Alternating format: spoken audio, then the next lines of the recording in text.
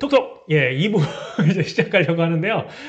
이번 시간에는요, 또 제가 앞에 좀 나긋나긋했던 이제 우리 멋진 오빠도 엑셀님, 집에 보내드렸고요. 이번 시간에는요, 예, 언니라고 그래야 되나?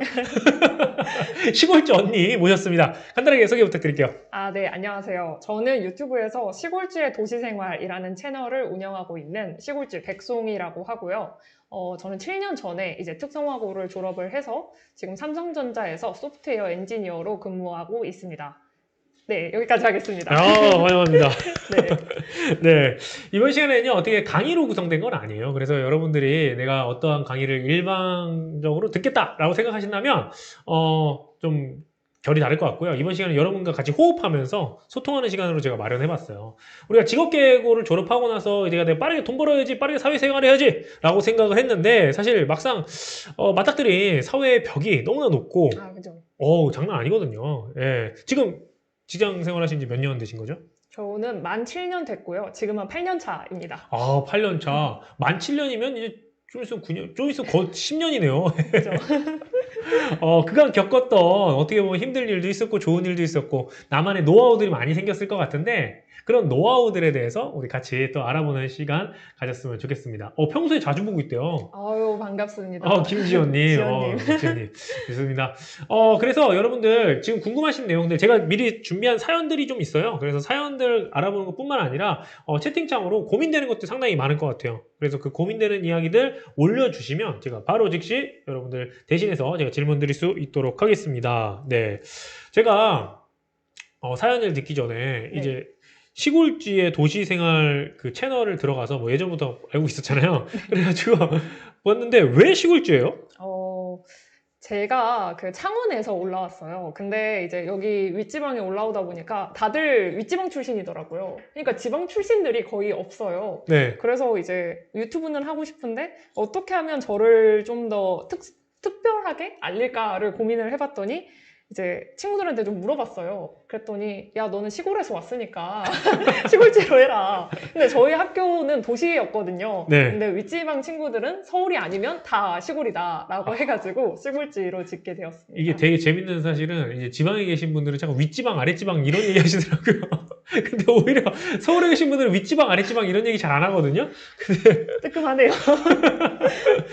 뭐 어디 내려갈게 이런 얘기 잘 안 해요. 어디 부산 갈게, 창원 갈게 이렇게 얘기하지 내려갈게 이런 얘기 잘 안 하는데 네, 아무튼 그리고 내용 보니까 지금 엔지니어시잖아요. 네. 근데 재테크에 관련된 이야기를 많이 다루고 계세요. 그쵸. 네. 이게 사실 전혀 관련이 없거든요, 업무랑. 근데 이제 여러분들도 직장 생활을 하시면 알겠지만 한 2년 차, 3년 차 정도 되면은 딴 생각을 점점 하게 돼요. 무슨 생각이요? 빨리 그만둬야지 이런 거? 빨리 그만둬야지. 아니면 월급은 버는데 이거를 어디에 쓸까? 그리고 어떻게 해야 빨리 부자가 돼서 은퇴를 할까? 이런 고민 많이 하거든요. 입사하자마자. 그죠? 그래서 요즘은 그런 고민들이 좀 빠르다 보니까 저도 이제 주위 친구들이나 선배들 보고 빨리 고민을 시작을 했고 그러다가 이제 채널까지 만들게 됐습니다. 그렇구나. 그러면 이거 좀 비밀일 수도 있을 것 같은데 요거 설명 가능해요? 혹시 지금까지 어느 정도 모았어요? 제가 한 만 7년 하면은 공개 안 하셔도 되는데 네. 할 수 있을 것 같아서 제가 이거 말씀하셔주세요. 이건 안 된다 이렇게 뭐 안 되면 안 된다. 순자산 기준으로 네, 순자산 기준으로 전문적이에요. 네. 순자산 기준으로 3억 넘게 네? 모았습니다. 정확히는 말씀드릴 수 없고 3억 진짜요? 넘게 모았습니다. 네, 네. 어떻게 해요? 사실 이제 작년까지만 역시 해도 그래서 공개하는 이유가 있구나. 8년, 야, 갑자기 말이 떠들떠는데, 예. 이게 작년까지만 해도 네. 한 2억 그 정도밖에 안 됐거든요. 물론 2억도 많은데 네. 근데 올해에 이제 좀 집을 사다 보니까 갑자기 엄청 기하급수적으로 늘어나더라고요. 그 수해 보신 분이구나. 그럼요. 그래서 저도 좀 뒤늦게 타기는 했는데 네. 좀 공부해가지고 최대한 저평가된 곳을 찾아서 투자하다 보니까 좀 그렇게 될 수 있었던 것 같아요. 갑자기 이거 질문들인데 질문을 잠깐 덮어놓고 요 이야기부터 좀 해야 될 것 같은데 자 그러면 일단 뭐 집을 산 이야기는 조금 뭐 이거는 우리가 지금 바로 살 수는 없으니까 네. 해놓고 우리 이런 이야기 많이 하잖아요. 시드머니. 그죠. 그래서 내가 처음에 사회초년이 딱 된 다음부터 이제 월급을 받기 시작하잖아요. 이제 뭐 100 얼마를 받든 200 얼마를 받든 딱 받아요. 그걸 받으면 그걸로 시드머니를 어떻게 만들어야 돼요? 뭐 처음에 가면 옷도 살 것도 많고 데이트도 해야 되고 막 해야 될 거 되게 많거든요. 지금 여기 계신 분 다 그럴 거예요. 예. 제 생각에는 일단은 스무 살이시잖아요. 거의 20살이나 20대 초반. 그러면은 막 이제 돈을 버니까 하고 싶은 것도 되게 많고 사고 싶은 것도 많고 그렇거든요. 근데 이제 여러분들도 회사에 들어가시면 딱 느끼겠지만 내가 굉장히 부족해요. 그러니까 대부분이 이제 우리 취업 자리는 대졸들이 대부분이기 때문에 고졸로 우리가 들어가면은 어느 정도 핸디캡 이런 게 있어요. 그리고 내가 실제로 많이 부족하기도 하고. 그래서 저 같은 경우는 이제 뭐 따로 전략을 하기 위해서 뭐 돈을 모았다기보다는 내가 당장 부족하니까 빨리 발전을 해야겠다. 이렇게 생각이 들어서 항상 퇴근하고 계속 공부만 했어요. 이게 되게 노잼으로 들리는데 근데 그렇게 해야 돈도 모이고 내 지식도 쌓여가지고 이게 회사에서도 좀 이제 인정을 받아야 좀 기분이 좋잖아요. 근데 인정을 받으려면 결국 20대 초반 때는 노잼이지만 공부밖에 없다. 그리고 공부를 하면 절약까지 된다. 말씀을 드렸습니다. 아, 공부를 하기 때문에 시간이 남아서 딴 데 돈 쓸 시간이 없어서 그죠. 그리고 이제 공부를 하면은 제 주위에도 이제 공부를 하는 애들밖에 없어요. 그럼 그런 애들 만나면 막 도서관 가고 독서실 가고 그러거든요. 아, 진짜 노잼이다 근데. 애초에 돈이 안 들어요. 아니, 회사 들어가서 그걸 네, 한다고요? 그죠. 아, 지금 여기서 뭐 청량, 장곡, 뭐 철사 뭐 일은 힘드신 분이 여친이 없어서 일단 데이트비는 아꼈다 이런 얘기 하셨는데. 좋은 습관을 가지고 계십니다. 없는 게 좋죠. 그러면 돈도 모을 수 있고 시간도 부자고 좋습니다. 그렇게 해서 일단 아껴요. 그러면 우리가 직관적으로 그거부터 얘기해. 그럼 월급을 받으면 대략 몇 % 저축을 좀 하셨어요?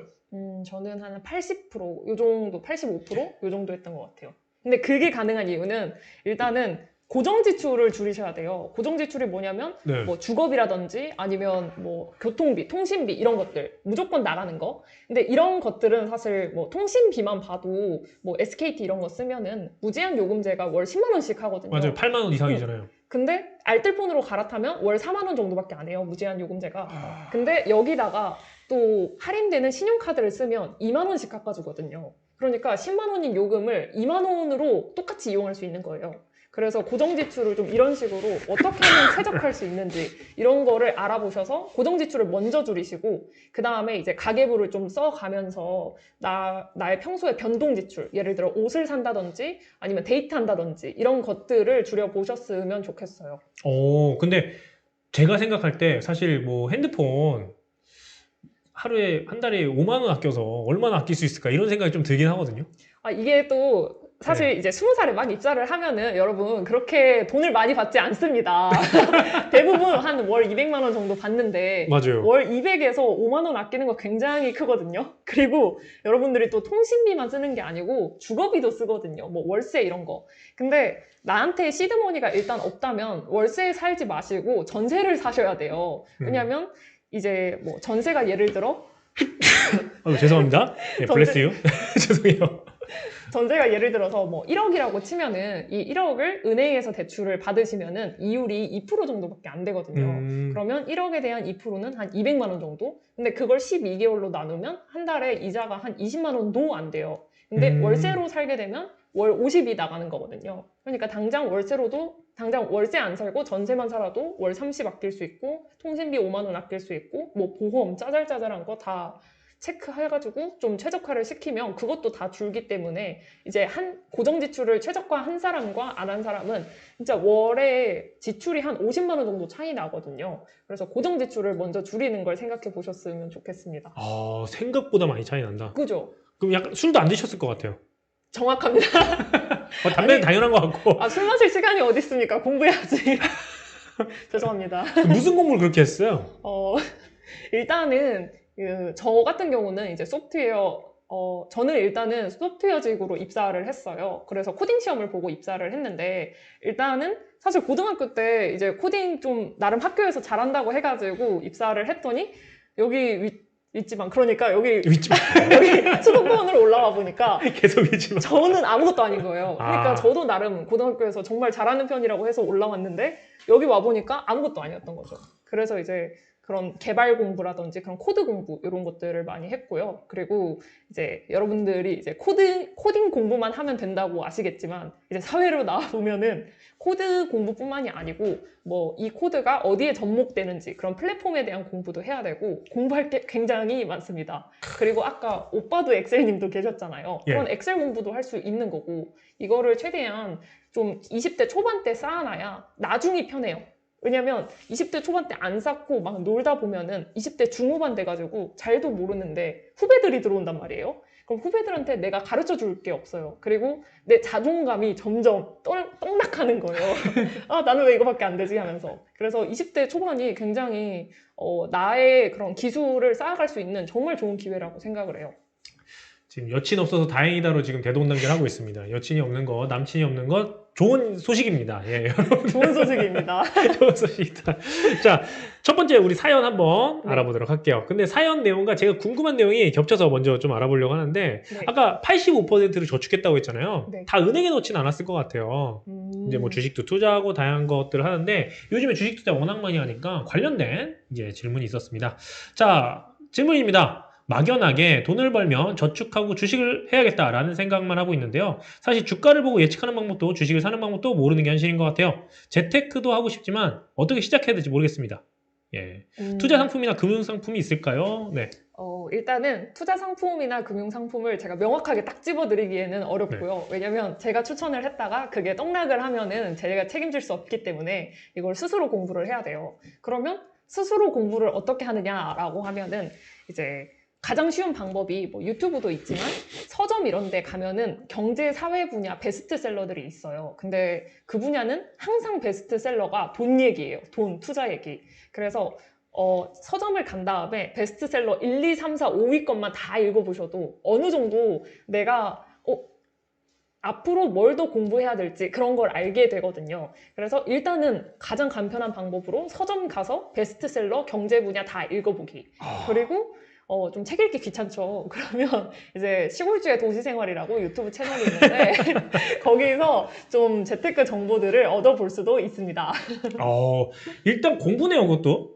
그렇죠. 네. 이게 그 고등학교 졸업하면은 이제 공부가 끝이라고 생각을 하는데 그리고 저도 공부 얘기를 드리고 싶지는 않은데 공부를 해야 네. 살아갈 수 있어요. 안 그러면 내가 뒤처지게 되거든요. 이게 사회에 나오면 저는 그게 공부가 끝이고 경쟁이 끝일 줄 알았는데 저희 회사만 봐도 매년 2번씩 역량평가, 업적평가를 해요. 그게 절대평가가 아니고 상대평가거든요. 그래서 10명 중에 1명만 최상위 고과를 받고 나머지는 평균 고과를 받고 그렇게 이제 연봉 상승률이 달라져요. 그래서 결국은 뭐 부자가 되고 싶고 뭐 자신감이 높아지고 싶고 하면은 공부밖에 답이 없는 것 같아요. 네. 우리 책을 읽고는 싶은데 일단 이런 사연도 있었어요. 재테크 관련된 책 몇 가지만 좀 추천해 주세요. 이것도 뭐 저희가 홍보해 드리는 건 아니에요. 그래서 재테크 관련된 책은 네. 이거는 세계적인 베스트셀러라고 있는데 세계적인 거니까 상관없겠죠. 예. 그죠. 일단 첫 번째는 가장 유명한 거 부자 아빠 가난한 아빠 로버트 기요사키 거 그것도 제가 들어만 봤지 최근에 읽어봤거든요. 근데 유명한 건 유명한 이유가 있더라고요. 그래서 부자 아빠 가난한 아빠 먼저 추천드리고 그 다음에 두 번째로 이건 좀 잘 안 알려진 건데 보도 셰퍼의 돈이라는 책이 있어요. 근데 저는 개인적으로 이 책이 가장 재테크 지식을 쌓고 재테크의 마인드셋을 정립하는데 제일 좋았거든요. 왜냐면 뭐 부자 아빠 가난한 아빠 이런 책도 물론 좋지만 너무 돈 얘기만 해요. 근데 사실 부자가 되는 사람들을 보면은 물론 돈 공부도 중요한데 마인드셋을 어떻게 장착하느냐에 따라서 어떤 길로 방향을 정해갈지가 딱 나오거든요. 그래서 저는 보도 셰퍼의 돈을 가장 추천드립니다. 그리고 여기까지 책을 보시면은 이제 그런 생각이 들어요. 쥐꼬리만한 월급을 투자해서 사실 별로 돈이 불어나지가 않아요. 그럼 결국은 내가 돈을 더 벌 수 있는 방법을 찾아야 되는데 그렇게 더 벌 수 있는 방법을 찾을 수 있는 책 부의 추월차선 추천드립니다. 이것도 굉장히 유명한 책이거든요. 그래서 꼭 한번 읽어보셨으면 좋겠습니다. 그래서 부의 추월 차선 내용은 뭐였어요? 추월할 수 있습니까, 우리가? 이게 네. 그 부의 추월차선이 인도랑 서행차선, 추월차선이라고 길을 3개 안내해줘요. 근데 서행차선은 일단 인도는 그냥 회사 다니면서 돈 쓸 거 다 쓰는 사람들. 그리고 서행 차선은 주식 투자하는 사람들. 그러니까 저희 같은 게 서행 차선입니다. 그리고 추월 차선은 사업을 해서 돈을 정말 무지막지하게 벌어들이는 거. 그게 추월 차선이라고 하더라고요. 근데 사실 우리는 당장 사업을 하려면 아이디어가 있어야 되고 어떻게 지원을 받고 어떻게 실행을 할지 그런 방법들을 잘 모르잖아요. 그래서 그 책에서 어떻게 실행을 하는지, 어떤 방법으로 뭐 창업을 하고 아이디어를 내는지 그런 것들에 대해 알려주고 있더라고요. 아, 이런 질문이 있었어요. 이영 뭐 이분님이 금융회계 전공인데 경제서적을 볼 때마다 모르는 게 투성이래요. 이럴 때는 좀 어떻게 접근하는 게 좋아요? 저도 처음에는 솔직히 잘 다 모를 것 같아서 몰랐거든요. 처음에. 네네네. 그래서 좀 정말 기본부터 알려주는 유튜브 채널들이 요즘 되게 많아요. 예를 들어서 뭐가 있을까? 회계 배우실 때 막 차 대변 이런 거 있잖아요. 근데 네. 차변 대변 이런 거는 되게 쉽잖아요. 근데 뭐 조금만 뭐 들어가서 뭐라 해야 되지? 손익 이름이 제대로 기억 안 나는데 무슨 뭐 예, 보고서에 어려운 건 대해 맞은 것 같습니다. 뭔가 보고서에 대해 잘 모르겠으면 그냥 그 단어를 유튜브 검색창에 쳐보는 거예요. 그럼 이미 그거에 대해 다룬 사람이 되게 많거든요. 근데 썸네일부터 뭔가 초보 느낌이 나는 분들이 있어요. 그런 분들 영상을 보시면 진짜 도움이 많이 됩니다. 유튜브에 없는 게 없어요, 요즘. 아, 그 꿀팁이다. 오히려 그가 되게 잘 만들어진 영상이나 대단한 사람들의 영상이 아니라 초보분들 네네. 중심 거. 썸네일부터 티가 나요, 초보는. 그분께 도움이 되는 이유는 뭐예요? 일단은 사실 어떤 지식을 배울 때 물론 교수님이 제일 잘 알겠죠. 네네. 근데 사실 초등학생을 대고 교수님이 가르치면 초등학생은 이해를 못 하거든요. 그래서 좀 자기 레벨이랑 비슷한 사람한테 배워야 이해가 잘 돼요. 진짜 이게 살아있는 지식이다. 네. 그러니까 어떻게 말하면 1학년은 2학년 때 배우고 맞아요. 2학년은 3학년 때 배우고 이렇게 가라. 그래서 시골쥐한테 배우시면 시골쥐 채널로 오시면 되겠습니다. 네, 좋습니다. 자, 요즘은 투자 시대라고 하는데요. 현금만 가지고 있어도 손해라는데 투자하면서 돈 모으는 게 맞을까요? 라는 질문이 있네요. 진짜 이게 맞을까요? 계속 얼마 돈이 없는 상태에서 계속 투자를 할 수 있을까? 뭐 이런 고민하는 것 같아요. 뭐 30만 원밖에 없는데 이거라도 투자하는 게 맞을까? 뭐 이런 거. 그렇죠. 해야죠. 왜냐면 사실 30만 원이 10%가 올라도 33만 원이에요. 3만 원 얻어서. 근데 그거조차 안 하는 사람은 30만 원이거든요. 그리고 뭐 물가 상승률 이런 거를 다 감안을 했을 때 뭐 1년에 3% 정도 오르죠. 근데 투자를 아무것도 안 하게 되면은 내 돈의 가치가 줄어들어요. 막 흔히 짜장면 얘기 있잖아요. 라떼만 해도 막 짜장면이 100원이었는데 하는데 요즘은 막 3,000원, 5,000원 되잖아요. 저희 아빠 때 100원이었거든요. 그런 것처럼 내가 돈을 그냥 가만히 놔두면 내 돈의 가치가 줄어가지고 내가 이 돈으로 나중에 집을 사려고 모았는데 집이 이미 너무 많이 올라 있어가지고 평생 살 수 없는 거예요. 그래서 최대한 빨리 좀 재테크 공부 이런 거를 시작하셔가지고 투자도 좀 해보시고 돈을 빨리빨리 불려 나가셨으면 좋겠습니다. 근데 그거 되게 표현 좋으신 것 같아요. 그러니까 돈은 사실 가만히 있는 게 아니고 마이너스 치고 있는 거죠. 그죠? 돈을 잃고 있다고 생각하면 갑자기 오싹하네요. 가만히 놔두는 것 자체가 내 돈을 잃고 있는 거예요. 그래서 최대한 빨리 또 제가 말하기 싫은 단어지만 공부하셔야 됩니다. 그럼 혹시 그 시골지님은 지금 우리가 흔히 접근하는 거는 이제 주식인데 주식 말고도 다른 투자를 또 하세요? 저는 좀 뭐 옛날에 토스에서 부동산 소액 투자, 뭐 P2P 투자 이런 거 있었거든요. 근데 그게 손실이 전혀 없다고 해서 전 들어갔어요. 그리고 토스라는 게 워낙 믿음직하잖아요. 근데 지금 2년이 지났는데 돈을 못 돌려받고 있습니다. 그래서 디스하는 거 아니에요, 여러분들? 그냥 그렇다 나는 뭐 이런 거죠. 여러분들께 이 얘기를 통해서 말씀드리고 싶은 게 이게 내가 제대로 공부를 안 하고 투자를 들어가면은 이렇게 저처럼 돈을 잃게 돼요. 저도 이제 아무것도 모를 때 그런 식으로 토스 믿고 들어갔다가 그런 거거든요. 근데 이게 이 기업 말고도 뭐 주식도 똑같아요. 막 내가 잘 모르는 종목에 누가 투자해라고 해서 들어가면은 결국 그게 떨어지면은 내가 못 버텨요. 아, 이거 왜 떨어지지? 하는데 이유도 몰라가지고. 그래서 결국은 내가 스스로 잘 아는 게 중요한 것 같습니다. 그렇군요. 이런 이야기 있어요. 사실 그 사회초년생들한테 가장 먼저 하라고 얘기하는 게 뭐 이제 통장 나누기 해라. 뭐 이런 게 하잖아요. 이것도 결국은 자신의 소비를 절제하기 위해서 통장 나누기인데 저도 통장 나누기를 했어요. 근데 나눠놓고 막 쓰더라고요. 통장 나누기 어떻게 해야 됩니까? 아, 이게 역시 사람마다 다른데 저는 사실 통장 나누기를 한 적이 없어요. 아, 그래요? 근데 이제 유튜브 채널 보면은 뭐 풍차 돌리기, 통장 나누기 풍차 돌리긴 뭐야? 이거를 기본으로 아, 맞아. 말씀을 하더라고요. 그거 나 때 나왔던 거예요. 풍차 돌리기가 뭐냐면 내가 쓸 그 통장이 있고 그 다음에 월급 들어온 통장이 있고 저축 통장이 있어서 내가 월급이 들어오면 저축 통장이랑 그 다음에 쓰는 통장 나눠놓고 거기서 이렇게 돌리는 거예요. 막는 거 이렇게. 맞아요, 맞아요. 그건데 그게 풍차 돌리기인데 나는 쓰다가 모자르면 결국 땡겨 쓰고 이러면 안 된다. 의미가 없어. 약간 내 안에서 돌려막기식? 이러면 안 된다는 겁니다, 여러분. 그래서 저는 사실 뭐 그렇게 통장 쪼개기도 하지 않았고 그거는 하나의 핑계라고 생각을 하고요. 그냥 월급 통장 한 곳에서 다 쓰세요. 왜냐면 오. 그렇게 해야 나중에 가계부 정리할 때 편하거든요.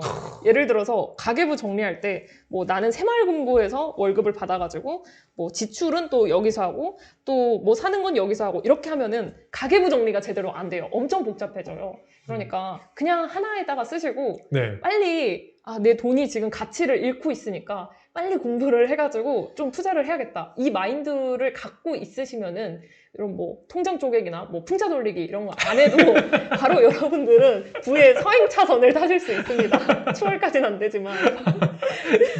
아, 의지가 되게 중요하네요. 그럼요. 근데 그보다 가계부를 네네. 쓰는 것 자체를 잘 안 하잖아, 사람들이. 그래서 그런 것 같아요.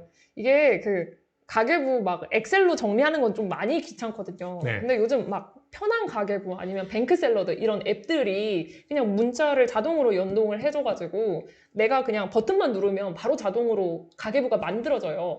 그래서 저는 편한 가계부 일단 앱 하나 추천드리고요. 그래서 내가 돈을 쓸 때마다 거기 문자가 자동으로 가계부로 연동이 되니까 그걸 통해서 한 달만 써보시면은 와, 내가 이런 데에 돈을 쓰고 있었다고 하면서 정리된 게 보여가지고 확실히 그 다음 달부터 좀 절약을 많이 할 수 있어요. 그럼 가계부의 의미는 뭡니까? 내 스스로 반성하기 위한 거예요? 저는 반성의 의미가 크다고 봅니다. 어... 왜냐면 내가 가계부를 쓰지 않으면은 그냥 단순히 커피 한 잔 사 먹는 게 그냥 기분 좋아서 사 먹은 건데 그게 내가 몇 번이나 사 먹었는지 내가 이 커피에 실제로 얼마를 썼는지 잘 모르거든요. 근데 그게 가계부는 이게 리스트업해서 보이니까 와, 내가 이만큼이나 썼다고? 하면서 좀 반성의 시간을 가질 수 있는 것 같아요. 그럼 그 다음부터 커피를 줄이는 거예요? 내가 해야 되는 행동은? 그쵸. 너무 빡빡한 거 아닙니까? 그렇게 해야 부자가 될 수 있습니다. 아, 예.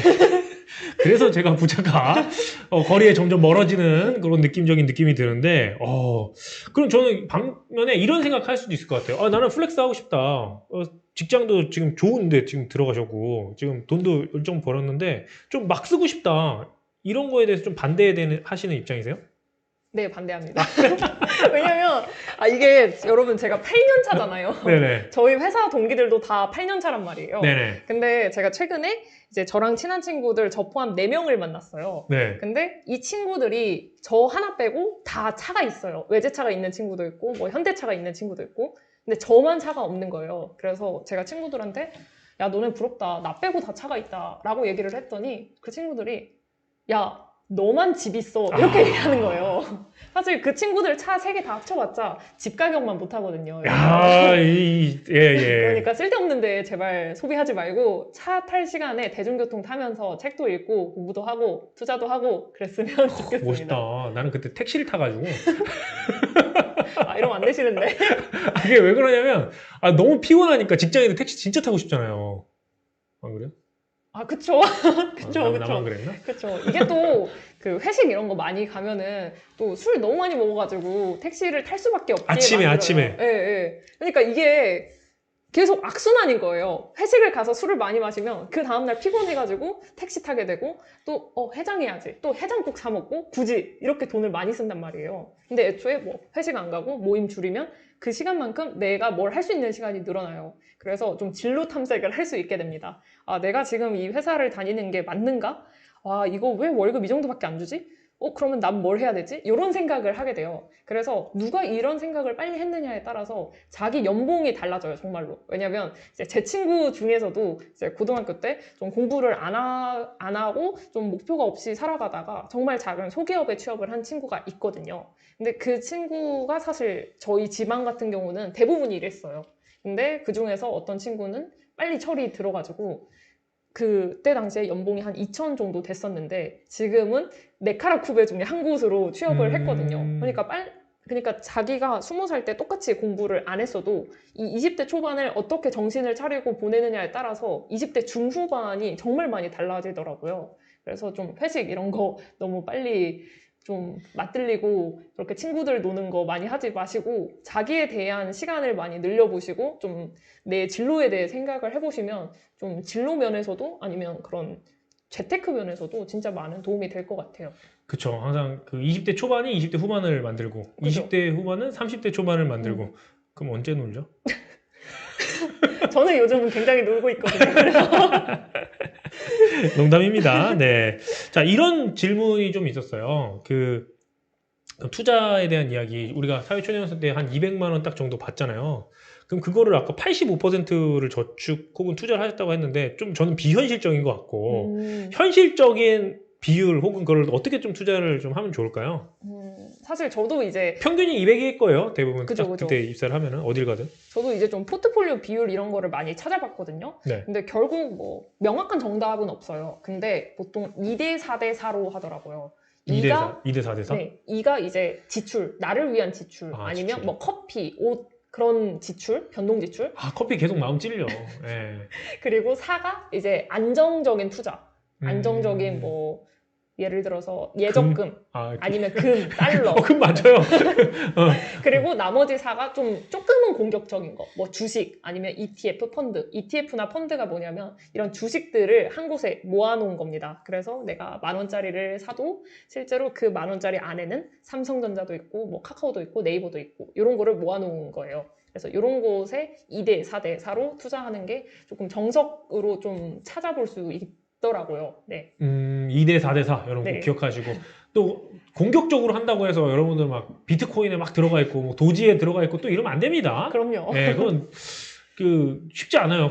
그러면 안 돼요. 아시겠죠? 그래서 투자는 투자대로 하되, 또 우리는 서행차선 잘 노려서 그럼요. 서행차선 가면서 갑자기 난 추월차선 가겠다 하면서 막 도지에 막 몰빵하고 이런 친구도 있거든요. 그럼요. 결국은 서행차선을 잘 가야 추월차선을 갈 수 있는 길이 또 되기도 하거든요. 저도 뭐 7년 동안 서행차선만 탔잖아요. 근데 지금 뭐 유튜브도 시작을 했고 하면서 아주 조금은 추월까지는 못 갔지만 조금 중간 차선까지는 가지 않았나 이런 생각을 하거든요. 근데 투자를 조금 하다 보면 그래도 좀 대출받아서 해야지 하고 싶은 욕심이 좀 들 때가 있거든요. 그러니까 뭐 코인이나 뭐 이쪽이 아니더라도 그냥 우리가 합법적인 어떤 투자를 할 때에도 대출을 받아서 하고 싶다는 생각이 있어요. 신용으로. 그렇죠. 그건 어떻게 생각하세요? 그게 굉장히 위험한 방법입니다. 하지 마요, 그거는? 절대 하지 마세요. 그러니까 내가 만약에 내가 금융권 출신이고 뭐 네. 내가 정말 뭐 회계 이런 쪽에 금융 전문가다. 그리고 내가 뭐 1년 동안 수익이 뭐 100% 이상은 당연히 났고 나는 그 종목에 대해서 명확히 안다. 뭐 어려운 단어들 있잖아요. 뭐 EPS, 퍼 이런 거.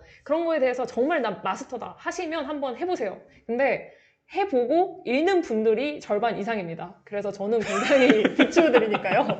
알아서 한번 해보십시오.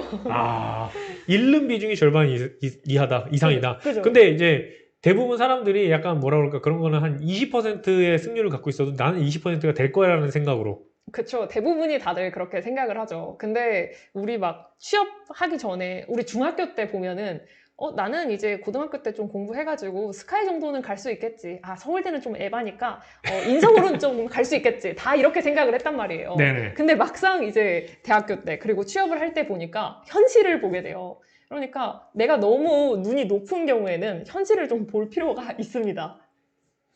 그렇군요. 자, 여러분들과 재테크에 관련된 이야기 계속해서 나오고 있는데요. 혹시 재테크 관련해서 궁금한 거 있으면 이거 올려주세요. 예. 자, 시골지님 영상에서 해외 주식 사라고 하셨던 게 기억나네요. 해외 주식을 권장한 이유가 있나요? 네, 일단 저는 미국 주식을 추천드리고 저도 미국 주식을 하고 있는데요. 한국 주식은 조금 답이 없더라고요. 그러니까 그 이유가 여러분 네이버에 코스피 지수 이렇게 딱 검색을 해보시면요. 10년 동안 우리나라 주가 지수가 이 박스 안에 있어요. 그래서 항상 이렇게 가다가 북한이 갑자기 미사일 쏘면 턱 떨어졌다가 중국이 갑자기 뭐 규제 만들면 또 턱 떨어졌다가 이게 우리나라가 너무 조그매가지고 차라리 좀 큰 물에서 노는 게 훨씬 나아요. 예를 들어서 사실 삼성전자가 물론 뭐 투자하기에 좋은 기업일 수 있지만 사실 세계로 나가보면 삼성전자보다 훨씬 좋은 기업들이 많거든요. 뭐 애플이라든지 뭐 마이크로소프트 이런 것들. 그래서 큰 몰에서 노시는 게 훨씬 안정적이고 투자에 대한 수익률도 높다는 거. 그래서 저는 해외 주식을 추천드립니다. 예, 이거는 참으로 개인적인 의견이니까요. 그럼요. 참고해 주시기 바랍니다. 서울특별시도, 서울특별시 교육청도, 취업진로센터도, 제이콥도 이거랑 무관하다는 거 반드시 죄송합니다. 꼭 기억해 주시길 부탁드리겠습니다. 네. 자, 이제는요, 사회생활 노하우를 한번 알아보도록 할게요. 네. 예, 우리 재테크에 대한 이야기 충분히 들어본 것 같고요. 여러분들 2대 4대 4가 가장 기억나는 것 같아요. 네, 2대 4대 4. 예, 사회생활인데요. 아까 잠깐 우리 8년간 이제 근무하시면서 어떻게 보면은 이제 뭐 장벽이라든가 이런 부분 좀 어려운 점도 있었다고 이야기를 하셨어요. 네, 네. 그래서 다양한 고민들이 이제 특성화고를 졸업하고 나서 겪는 어려움, 빨리 이제 또 취업하다 보니까 겪는 어려움들 많이 있는 것 같은데요. 관련돼서 한번 알아보도록 하겠습니다. 첫 번째 사연이에요. 바로 위에 사수와 10살 차이가 납니다. 네. 편하게 하라고 하는데 불편해요. 그쵸. 사회생활 원래 다 이런 건가요? 꿀팁 부탁드립니다. 일단은 네, 원래 그런 겁니다. 왜냐면 저도 처음에 입사했을 때 사수 선배랑 8살 차이가 났어요. 근데 사실 우리가 너무 어린 나이에 들어갔다 보니까 그런 나이 차이가 정말 흔하게 일어나거든요. 근데 사수 선배는 더 불편해요. 왜냐면 애초에 저희가 이제 사수 선배에게 가르침을 받는 부사수가 되잖아요. 그러면 우리가 좀 우리에 대한 실적 그리고 얼마나 가르쳤는지에 대한 책임이 이 사수 선배에 있다 보니까 서로 이렇게 좀 인과관계가 조금 어려워져요. 그래서 저도 사실 제가 회사 생활을 처음 하면서 제일 어려웠던 사람이 제일 가까웠던 사수 선배였어요. 분명 제일 가까운데 제일 어려워요. 그래서 저는 그거는 당연한 고민이라고 생각을 하고요. 그리고 이제는 사수 선배랑 결국 친해지려면 사실 친해지는 것 자체가 어렵지만 내가 그 사수 선배가 가르쳐주는 거에 대해서 또 공부를 열심히 해보시고 또 이제 사수 선배 말고도 주위에 좀 젊은 선배들이 있을 거예요. 젊다고 해봤자 뭐 20대 중후반이겠지만 30대 초반이겠지만 근데 그런 분들은 사실 나랑 전혀 책임 관계가 없기 때문에 훨씬 편하거든요. 그래서 너무 이제 사수 선배에게 부담 갖지 마시고 애초에 이 사람은 나랑 책임 관계에 있으니까 불편한 거다라고 인정을 하고 다른 분들이랑 좀 유대 관계를 쌓아보시면 좋을 것 같습니다. 저도 그랬거든요. 일단은 시골지님 같은 경우는 저희랑 약간 결이 좀 다르긴 해요. 다 공부로 흘러가요. 학습에 대한 그 강점이 되게 강하신 것 같아요. 저희 같은 경우는 다 알잖아. 웬만하면 공부를 안 하려고 하거든요. 어떻게 하면 공부 안 하고 잘 이렇게 버텨볼 수 있을까? 공부 안 하고 잘 이렇게 피해갈 수 있을까? 이거를 생각하는데. 제가 한 가지 드리고 싶은 말씀이 네. 최근에 이제 제가 20살 때 입사했을 때 부서장님이 퇴직을 하셨어요. 이제 그분이 퇴직을 하시면서 이제 저도 그 퇴직하시는 과정까지를 8년간 봤잖아요. 근데 나이가 드니까 참 사람이 힘이 없어지는 거예요. 그러니까 제가 20살 때 봤던 부서장님은 정말 힘도 세고 능력도 있고 그런 분이었는데 막상 이제 퇴직을 하신다고 하니까 할 수 있는 게 없는 거죠. 그 수석님 입장에서. 그리고 사실 이제 나이가 들다 보면은 좀 실무적인 부분보다는 관리직으로 많이 가게 돼요. 근데 관리직이라는 게 사실 다른 곳으로 이직하기가 굉장히 어렵거든요. 그럼 결국은 퇴직하고 나서 할 게 없어져요.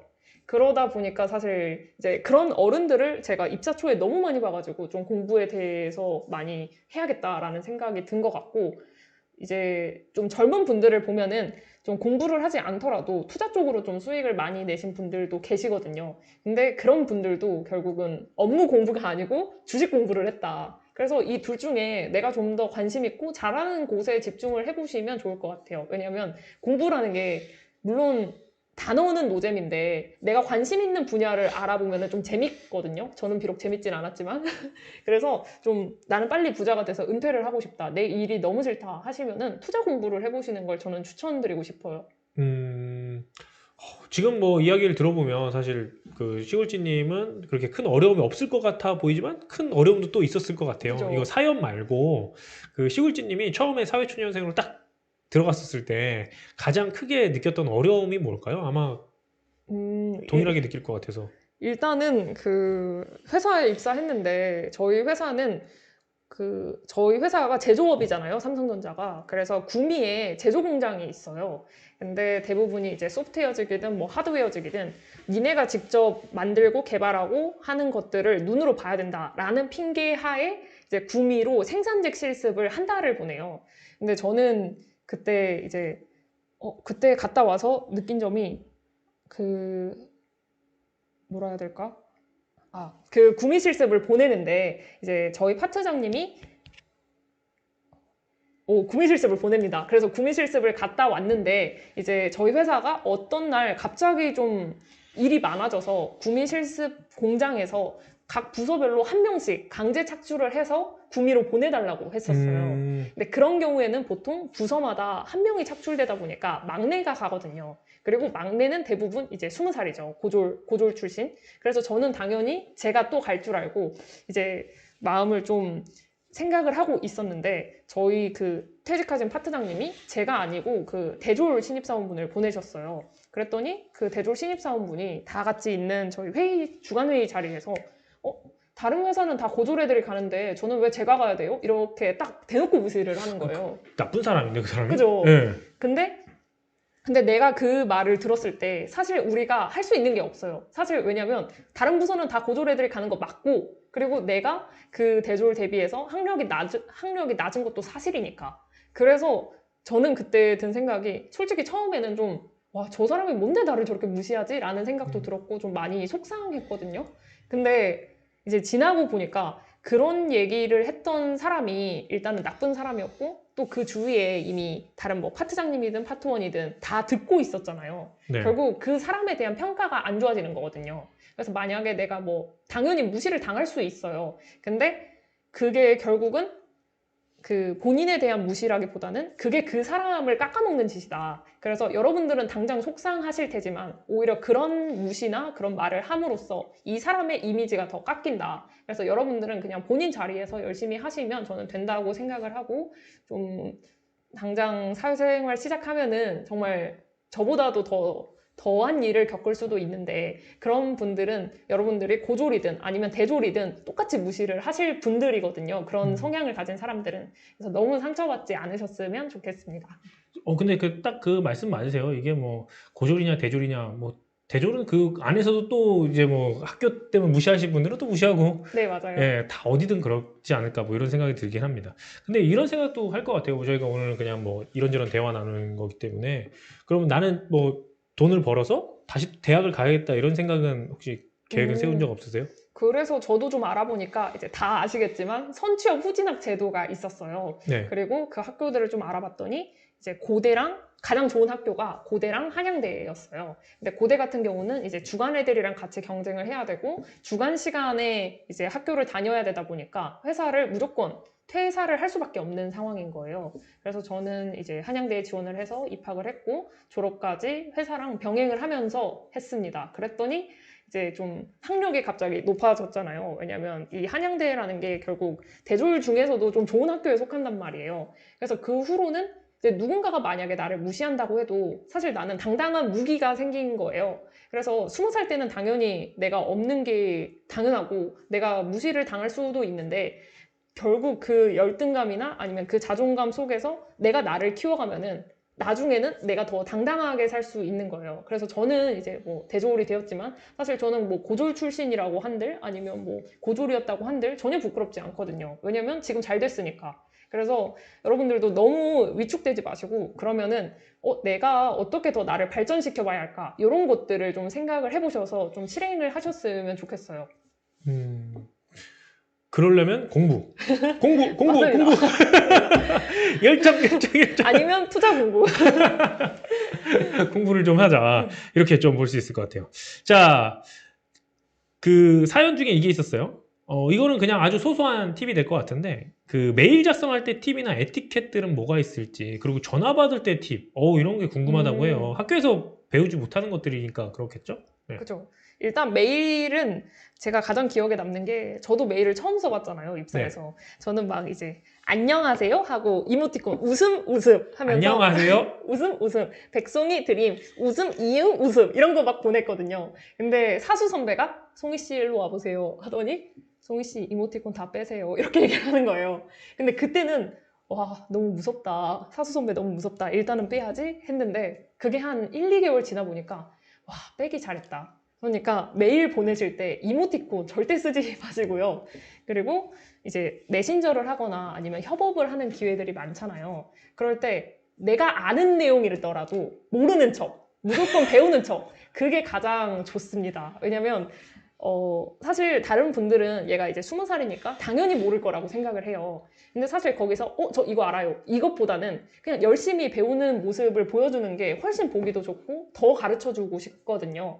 그래서 좀 일단 메일에 이모티콘 안 넣는 거 그리고 뭐였죠? 그리고 모른 척. 네, 모른 척하는 배우려는 자세. 네, 배우려는 자세. 그리고 세 번째로 중요한 게 호칭 써주는 거 엄청 좋아하시더라고요. 예를 들어서 막 요즘 막 직급이 통폐합돼가지고 님님 거리잖아요. 뭐 송이님 이런 식으로. 근데 우리는 어리니까 님님 해도 돼요. 근데 위에 어르신들은 그 직급처럼 그 직급까지 올라가기가 굉장히 오래 걸렸거든요. 그래서 우리는 어르신들에게 뭐 수석님, 부장님 이런 거 붙여주시면 굉장히 좋아합니다. 그래서 좀 수석님이나 이런 나이차 많이 나시는 분들께 님보다는 그래도 호칭을 붙여주시는 게 훨씬 예쁨을 받을 수 있습니다. 그거 되게 저도 공감하는 게 요즘에 님이 그 일반화되어 가고 있는 것처럼 예전 이렇게 생각하면 돼요. 방송에서 C 붙이잖아요. 아무리 높낮이가 있어도 다 C잖아요. 맞아요. 그죠? 제이콥 C, 시골지 C 뭐 이렇게 하잖아요. 근데 그거를 학습을 해가지고 예전에도 그냥 모르는 사람한테는 다 C로 이렇게 통한 거예요. 근데 일반 사회에서는 그 C는 자기보다 약간 낮을 때 약간 맞아요. 쓰잖아요. 근데 그걸 모르고. 근데 님도 약간 마찬가지예요. 님도 동급이나 약간 날 때만 님이 가능한 거고 위를 붙일 때는 님 안 돼요. 맞아. 이게 뭐 회사에서는 님 쓰라고 하는데 아랫사람이 윗사람에게 님을 쓰는 건 굉장히 보기가 좋지 않더라고요. 꼰대라고 생각하실 수도 있지만 이거는 지양하시길 바라겠습니다. 특히나 뭐 회사 내에서는 그렇게 쓰라고 그랬으면 그렇게 쓸 수 있는데 처음 보는 거래처랑 가가지고 우리끼리 다 님이니까 예. 맞아요. 그냥 님 쓰는 거는 조금 그렇지 좀 여러분들 피했으면 좋겠다 이렇게 좀 말씀드리고요. 자, 요런 질문이 있네요. 대학은 취업 몇 년 차에 가셨나요? 선취업 후진학이 일단은 회사에서 만 3년을 근무하셔야 지원을 할 수 있어요. 그게 정해져 있어요? 네. 만 3년, 무조건 만 3년이래요? 네. 네. 그래서 저는 만 3년을 근무했을 때 바로 지원을 했고 합격을 했고요. 실제로 저희 동기들, 대학교 동기들을 보면은 죄다 다 저처럼 칼 근무를 하고 나서 들어온 애들이 대부분이에요. 한 95% 정도.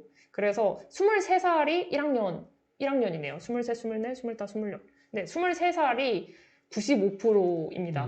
그리고 남자들은 군대 갔다 오니까 24살이 대부분이고요. 늦게 들어가서 이제 고충도 있지 않았나요? 일단은 유통님 질문했습니다. 과 동기들 자체가 다 이제 저희처럼 특성화고나 마이스터고 나온 애들이기 때문에 별로 그런 고충은 없었지만 조금 아쉬운 거는 이제 대학교가 보통 행사들이 낮에 이루어지잖아요. 근데 우리가 낮에 수업이 없다 보니까 좀 그런 행사를 즐길 수 없는 점? 근데 한 가지 욕심 아니에요? 회사도 다니고 학교 다니는데 페스티벌도 가야 되고. 근데 한 가지 또 좋은 점은 이제 대학생들은 돈이 없어요. 그래서 맨날 이제 학식 먹고 그래야 되는데 저희는 돈을 벌잖아요. 그래서 제일 부유하신 분들이네. 대학교에서 제일 돈 많은 사람이 우리다. 그래서 웬만한 거 먹을 수 있는 건 다 먹어볼 수 있더라고요. 그건 좋았습니다. 난 집 있는 사람이야. 그렇죠? 자, 이 질문 있습니다. 셉셉님이 스트레스에서 어떻게 하는지 궁금하대요. 스트레스. 난 시골집이 스트레스 해소도 안 할 것 같아. 뭐 공부를 해요. 막 이럴까봐 지금 나 묻기가 두려워요. 일단은 오빠 지금 고민하잖아. 네. 아니 아까 제가 뭐 여자친구 없다고 하셨잖아요. 네. 근데 사실 스트레스나 이런 행복은 여자친구가 있어야 행복한 것 같아요. 그러니까 저도 물론 이제 돈은 많이 모을 수 없는데 여자친구와 뭐 남자친구가 있냐 없느냐의 차이가 물론 이상한 사람 만나면 안 되겠지만 그 사람의 행복도를 좀 많이 좌지우지 하더라고요. 저도 이제 뭐 평일에 진짜 바쁘게 살다가 주말에 남자친구 만나면 재밌거든요.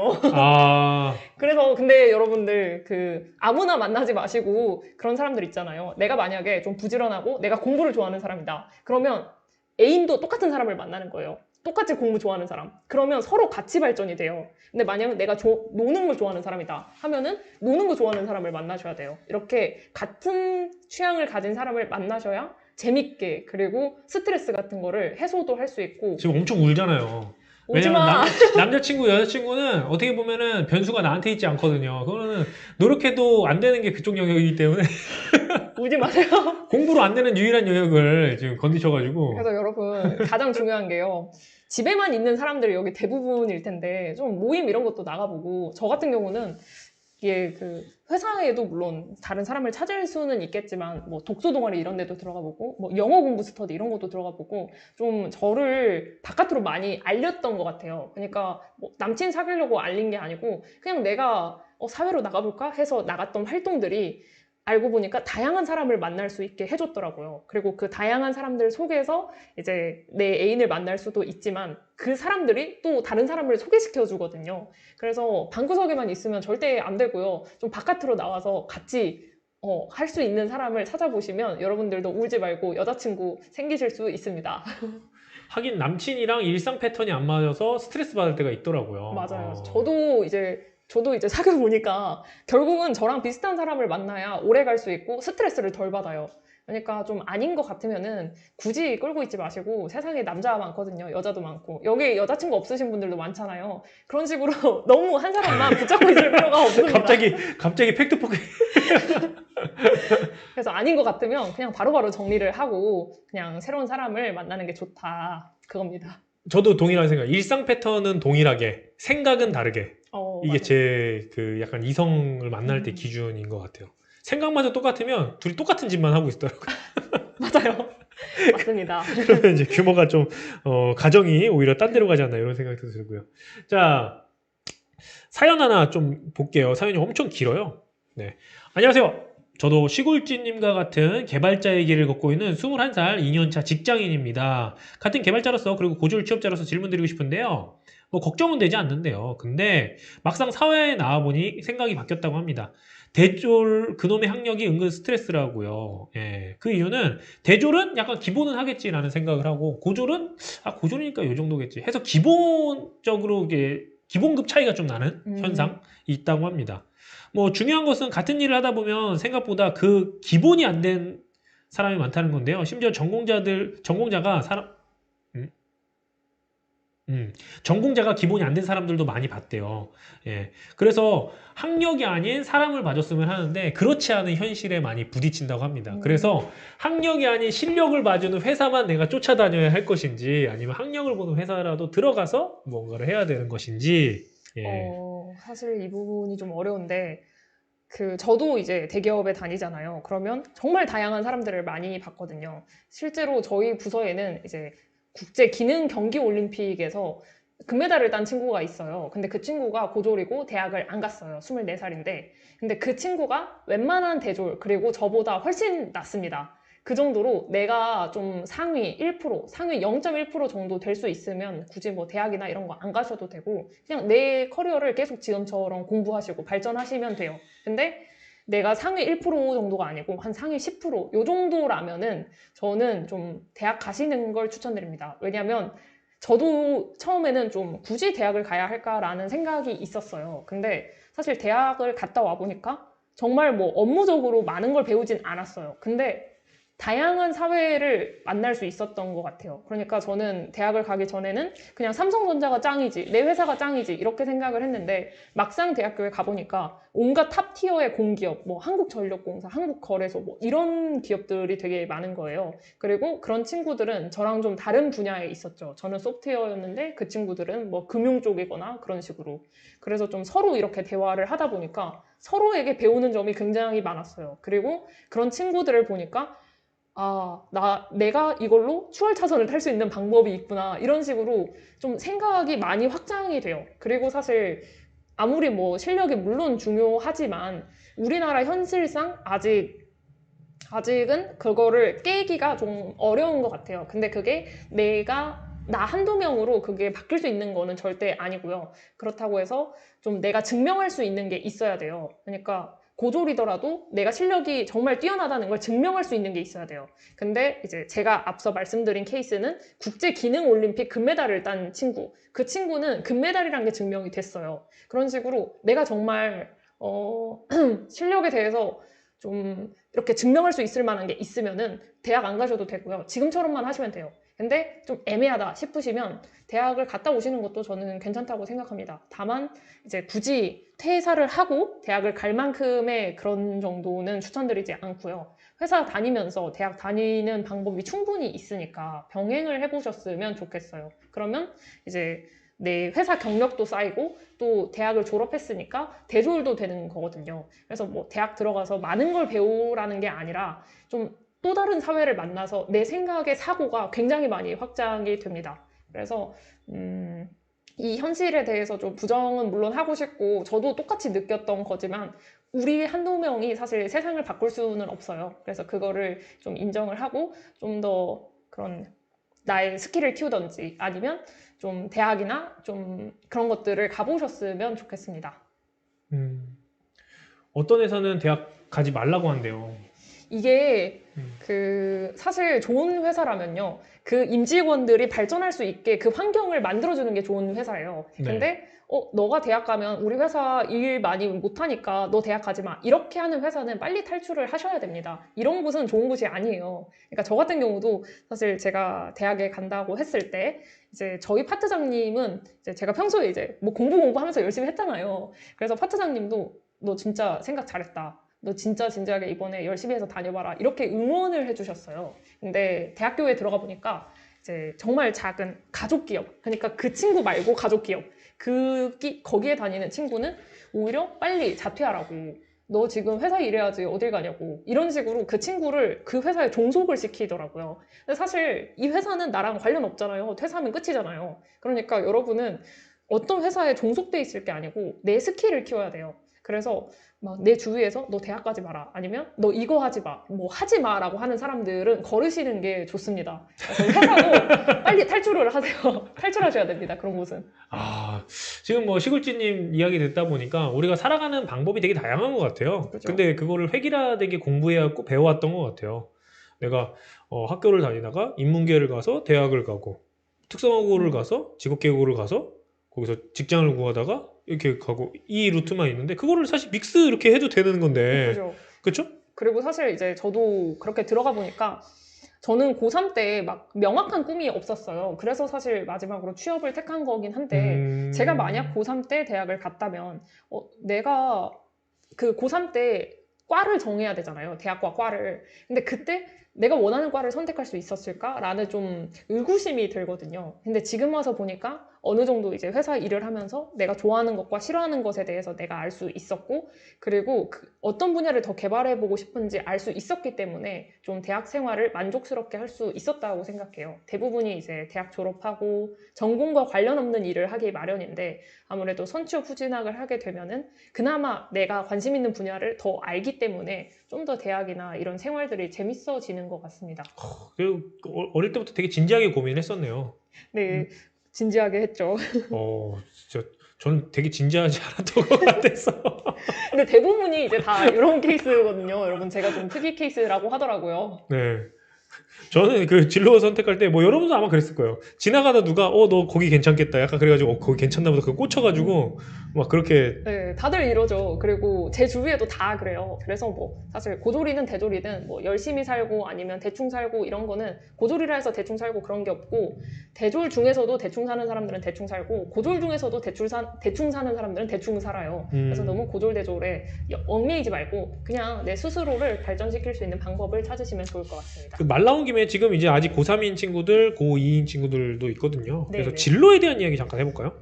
사연이 있었어요. 학교에서 여러 가지 다양한 진로 준비 활동을 하고 있는데 어떤 길로 택해야 될지 고민됩니다. 어떻게 택할까요? 일단은 좀 다양한 걸 많이 해보세요. 예를 들어서 막 근데 진짜 고등학교 때는 진짜 다양한 할 수 있는 게 많이 없잖아요. 오히려 요즘 많아요. 특히 뭐 그래요? 특성화고 마이스터고 이런 거에 되게 다양한 거 많이 배우잖아요. 그래요? 뭐 방학 때 되면은 아까 커말 이런 거 가르쳐주고 방학 때 놀아야죠. 저희 학교는 이제 지방 특성화고임에도 불구하고 이제 방학 때 커말, 뭐 ITQ, GTQ 이런 것들 많이 가르쳐줬거든요. 그래서 이런 거 필수적으로 무조건 하시고요. 그리고 좀 그런 거 있잖아요. 뭐 창의적 특성화 활동 해가지고 등산부 이런 거. 저는 등산부도 했었어요. 근데 그것들이 처음에는 또 다 노잼이죠. 근데 하다 보면 재밌어요. 그러니까 너무 한 곳에 집중을 하는 것도 물론 중요하지만 내가 명확히 뭘 해야 될지 모르겠다면 그냥 다양하게 다 쑤셔보는 거예요. 그리고 이렇게 다 들어가다 보면은 아, 그나마 이거는 나한테 잘 맞다. 그나마 이거는 나랑 안 맞아. 이런 것들을 좀 분리할 수 있거든요. 그래서 그냥 다 한번 들어가 보세요. 그게 좋습니다. 내가 ITQ? 네. ITQ 생각 고등학교 때 땄거든요. 근데 그때 잠깐 에피소드를 여러분께 말씀드리면 그 선생님 너무 무서웠어요. 근데 저희 학교가 전국에서 합격률이 가장 높은 학교였어요. 그 ITQ를 봐서 98%가 합격을 했나? 근데 어떻게 가르쳤냐면 아직도 기억나. 선생님이 뭐뭐뭐 하세요. 5, 4, 3, 2 이렇게 해요. 그 다음에 그 준비물로 손수건이 있었어요. 5, 4, 3 못하면 손수건을 머리에 딱 얹어야 돼요.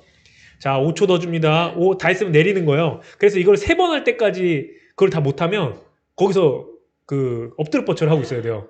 와, 이때는 심했군요. 저희 때는 좀 달랐잖아요. 그러니까 엄청 빨리 해야 되는 거예요. 그거 막 그래가지고 마우스가 시작할 때부터 없었어요. 마우스를 손잡으면 안 돼. 약간 군대랑 똑같았어요. 와. 그러니까 진짜 98%가 나오는 거야, 합격률이. 여러분, 저희 얼마나 행복한 세상에 살고 있습니까? 아니 또 그 손수건만 보면은 준비물이 손수건이야. 손수건 머리 위에 얹고 5초 더 주세요. 아, 그 다양한 활동을 하다 보면 근데 내가 직접적인 경험을 하는 건 아닌데 그 진로를 탐색할 수 있는 거예요? 네, 맞죠. 사실 고등학교 때 네. 뻔하잖아요. 내가 만약에 IT 계열을 갔으면 뭐 코딩도 배우고 뭐 회계도 배우고 뭐 캐드도 배우고 다양하단 네네. 말이에요. 근데 내가 너무 진짜 코딩에 좋아해서 코딩에 나는 상위 1%가 될 자신이 있어 하면은 코딩만 파시면 돼요. 근데 이렇게 사연 주신 분처럼 뭘 해야 될지 모르겠다면 그냥 하나씩 다 작게 작게 발을 담그시고 그나마 그게 있단 말이에요. 발을 담갔다가 이거는 아니다. 빼고 싶다. 그럼 빼세요. 그리고 다시 이 부분이 조금 더 낫다 하면 이 부분에 다시 들어가고. 근데 고등학교 자체가 그렇게 내 진로를 탐색하는 과정이에요. 내가 전문화가 되는 과정이 아니고. 그리고 그 고등학교 3년 배웠다고 해서 전문가가 되지 않습니다, 여러분. 저도 이제 고3 때 저도 전교 1등 했고 했는데 저도 제가 짱이라고 생각을 했어요. 일단 거리감 느껴지네. 근데 이렇게 수도권에 올라와 보니까 저는 정말 아무것도 아닌 쩔이었다. 그래서 고등학교 때 너무 전문성 있는 것도 물론 좋지만 대부분이 없는 게 정상이니까 다양한 곳으로 진로 탐색을 많이 해보셨으면 좋겠습니다. 일단은 전교 1등에서 거리감이 확 느껴집니다. 자, 그러면 사회생활 우리 다시 한번 이 질문이 좀 들어왔는데 아까 재직 3년 이후에 퇴사한 지 한참 지나고 나서 진학은 안 되나요? 진학도 됩니다. 근데 이게 그런 학교가 있어요. 재직 조건을 유지해야 하는 학교가 있어요. 그런 곳은 좀 네이버에 재직자 전형 뭐 재직 조건 이런 식으로 찾아보시면 되는데 일단 한양대 같은 경우는 없고요. 고려대 같은 경우는 있습니다. 그래서 재직 조건을 잘 찾아보시면 좋을 것 같아요. 그건 특성화고만 가능한 거죠? 특성화고 마이스터고 그리고 일부 또 대학교에서는 인문계를 졸업하셔도 가능해요. 근데 대부분의 학교는 안 되고요. 일부 제가 알기로는 단국대랑 국민대 이 두 군데가 인문계를 나오셔도 들어갈 수 있어요. 그런 전형으로. 재직자면 더 된다? 네, 맞아요. 대표도 되나요? 대표요? 네, 그럼 이해하겠습니다. 자, 고등학생은 사회생활 경험이 없어서 많이 서툰데 그래도 회사에 처음 입사해서 예쁨 받을 수 있는 팁이 있을까요? 예쁨 받을 수 있는 팁. 예쁨 받는 거 상당히 중요합니다. 상당히 중요하죠. 회사의 내 회사 생활에 사기를 진작시킬 수 있기 때문에 이게 저도 뒤늦게 깨달은 건데 저는 원래 말이 진짜 많은 성격이었어요. 그래서 막 이제 회사 들어갔으니까 예쁨 받으려고 수석님 이거 가르쳐 주세요 하면서 막 엄청 말이 많았거든요. 네. 근데 결국 그게 나를 흠을 보이기 쉽게 하더라고요. 그러니까 애초에 말을 안 하면 그냥 얘는 평탄은 치고 가는데 말을 하다가 잘못 말을 하면은 확 꺾여요. 그래서 내가 막내라고 너무 뭐 분위기 띄우려고 그런 거 노력하지 마시고 그냥 부서 분위기에 따라서 가시고 묻는 말에 대답하세요. 묻는 말에만 제대로 대답하시고 그런 노력하는 모습만 보여줘도 여러분들은 평타 이상은 먹고 가실 수 있습니다. 네. 괜히 뭐 분위기 살리려고 말해봤자 잘못 말하면 진짜 확 꺾이거든요. 그래서 뭐 분위기 살리려고 부담 갖지 마시고 그냥 시키는 거 열심히 하시고 그런 배우려는 자세를 많이 보여주시면 좋을 것 같습니다. 그렇군요. 여기 사전에 제가 인터뷰할 때 메모에 대한 이야기도 잠깐 해주셨는데 맞아요. 이제 뭐 사수 선배나 선배들한테 배울 때 분명 배웠는데 기억이 안 나요. 아, 그거 그죠? 뭐 기억이 나. 그죠? 돌아서면 기억 안 나는 거. 그죠? 근데 이게 한두 번은 가르쳐 줄 수 있어요. 근데 똑같은 거를 한 3번 물어보면은 와, 얘 지금 뭐 하자는 거지? 딱 이런 생각이 들기 쉽거든요. 그래서 좀 배울 때 항상 메모지나 노트 이런 걸 들고 다니는 습관을 꼭 기르셨으면 좋겠습니다. 메모하는 습관. 이거 진짜 중요합니다. 꿀팁. 그 실제 저도 얼마 전에 어떤 선배의 이야기인데 어떤 이제 인사팀장으로 이제 다른 스타트업으로 갔어요. 근데 제가 이제 그 회사 일을 배웠던 그런 문화는 무조건 메모하는 바인더를 이렇게 메모하는 그런 습관이었거든요.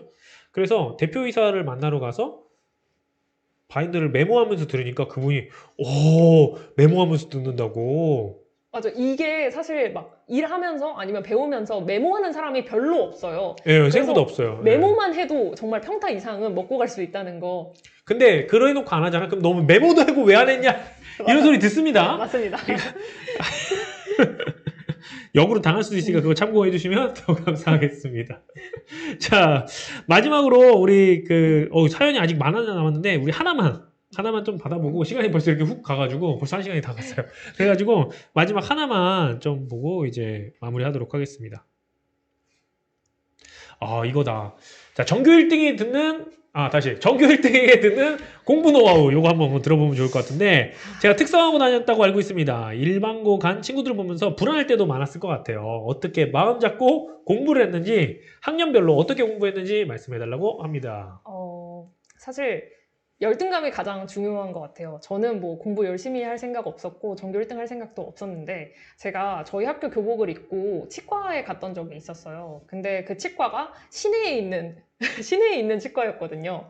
근데 시내에 가서 버스 정류장에서 이제 치과 진료를 마치고 집에 가려고 서 있는데 이제 어떤 분들이 저를 손가락질하면서 야, 저 학교네 하면서 저를 손가락질하는 거예요. 진짜 나빴다. 그러니까 저는 아무것도 안 했는데 그 학교에 소속되어 있다는 이유로 그렇게 손가락질을 받더라고요.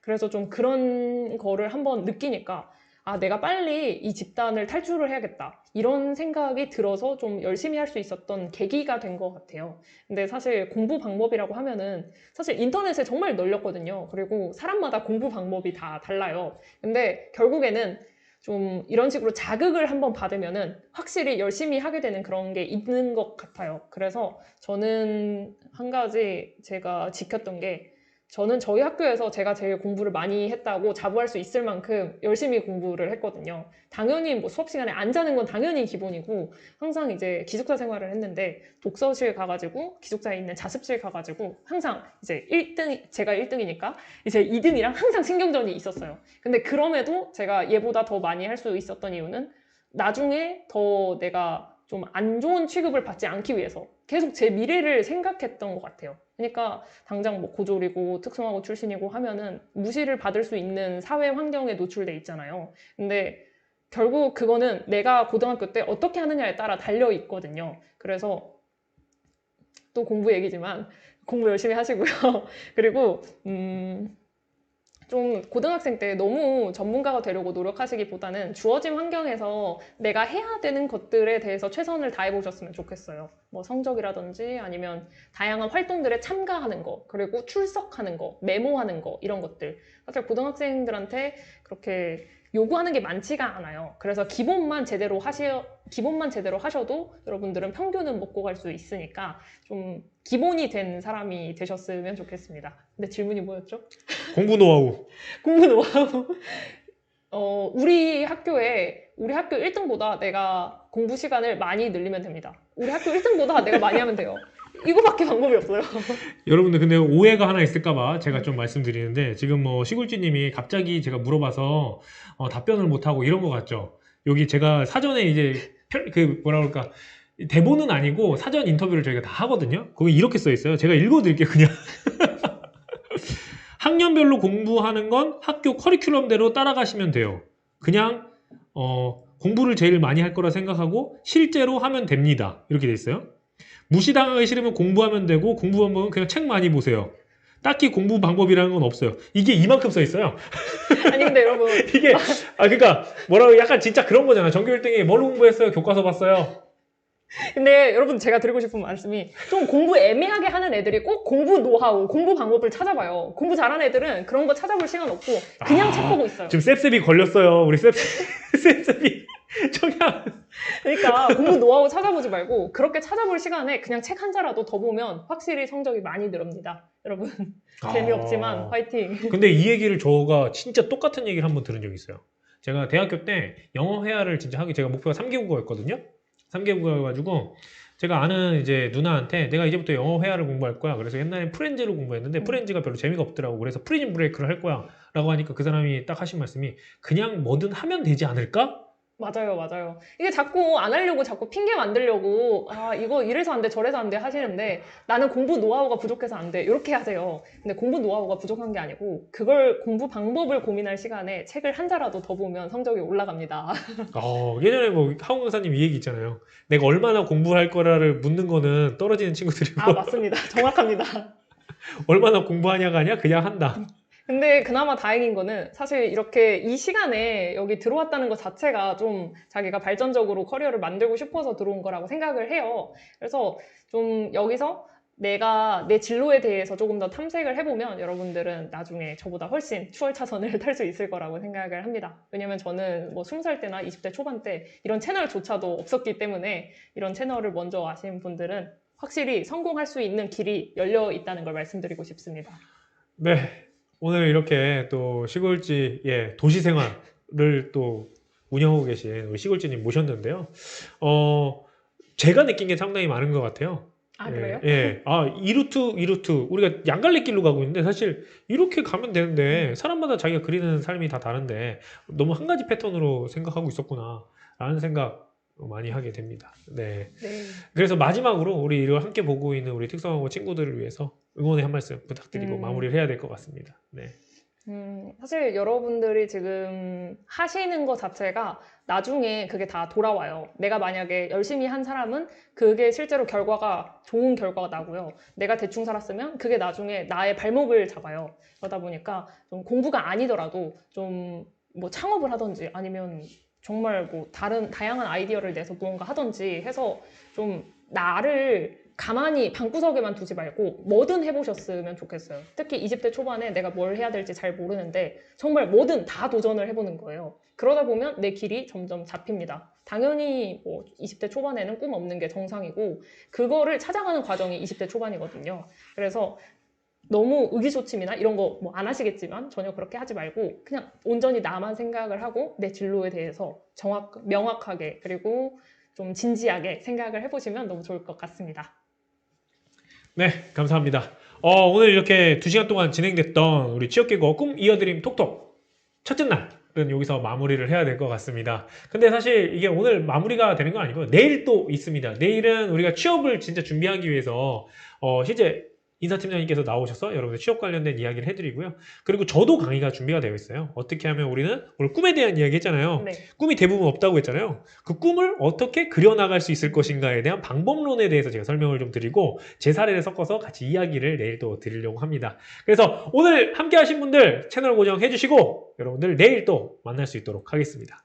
그럼 저희는 이만 물러가도록 할게요. 여러분들 늦은 시간까지 함께 해주셔서 감사합니다. 안녕히 계세요. 안녕. 안녕해주세요. 안녕. 안녕. 화이팅!